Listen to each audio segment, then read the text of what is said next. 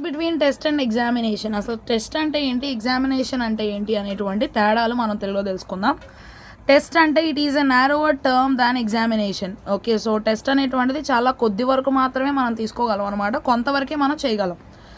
Examination it is a broader term than test and includes testing. Okay, so examination అనేటువంటిది చాలా వైపు నుండి అంటే చాలా వరకు చాలా అంశాలను కూడా మనం ఇందులో కవర్ చేయొచ్చు అనమాట. ఈ ఎగ్జామినేషన్లోనే టెస్టింగ్ అనేటువంటిది ఒక పార్ట్గా కూడా మనం చెప్పుకోవచ్చు. The scope of the content is less. Okay, so మనం ఇక్కడ చూసినట్లయితే చాలా తక్కువ వరకు ఉన్నటువంటి సిలబస్ని మనం ఇందులో తీసుకుంటాం. The scope of the content is wider. Okay, so ఇందులో చూసినట్లయితే వైడ్ అనమాట. So measures A number of abilities at a time, అంటే ఒకేసారి చాలా రకాలైనటువంటి వారికి ఉన్నటువంటి ఆ యొక్క క్యాపబిలిటీ, వారు ఎంతవరకు చేయగలరు, వారి సామర్థ్యం ఎంత అనేటువంటిది చాలా రకాలుగా ఒకసారి మనం చూడొచ్చు అనమాట. The frequency is more can be use daily weekly. Okay, so ఈ ఫ్రీక్వెన్సీ అనేటువంటిది మనం చాలా రకాలుగా మనం దీన్ని పెట్టుకోవచ్చు, ప్రతిరోజు పెట్టుకోవచ్చు, వారానికి ఒకసారి పెట్టుకోవచ్చు టెస్ట్ అనేటువంటిది.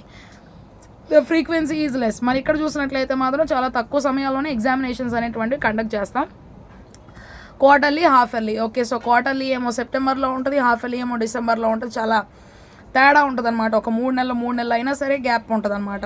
It is not terminal in nature, it is terminal in nature. Okay, so దీన్ని మనం ఎక్కువగా వాడేటువంటి టర్మ్ అని మనం చెప్పుకోక్కర్లేదు. ఇట్ ఈస్ టర్మినల్, ఇది మనకు బాగా తెలుసు. ఎగ్జామినేషన్ అంటే ఒక పరీక్ష అని. Promotions are not given based on testing. Okay, so వీళ్ళు ఒక చిన్న టెస్ట్ రాయడం ద్వారా, ఒక స్లిప్ టెస్ట్, ఒక డిక్టేషన్ రాయడం ద్వారా నెక్స్ట్ క్లాస్లోకి ప్రమోట్ చేయడం అనేటువంటిది ఉంటుంది కదా. Promotions are given after examinations. అదే quarterly, half yearly, annual examinations తర్వాత మాత్రం ఏ పిల్లాడు ఏ క్లాస్లోకి ప్రమోట్ అవ్వాలి అనేది చెప్తాం.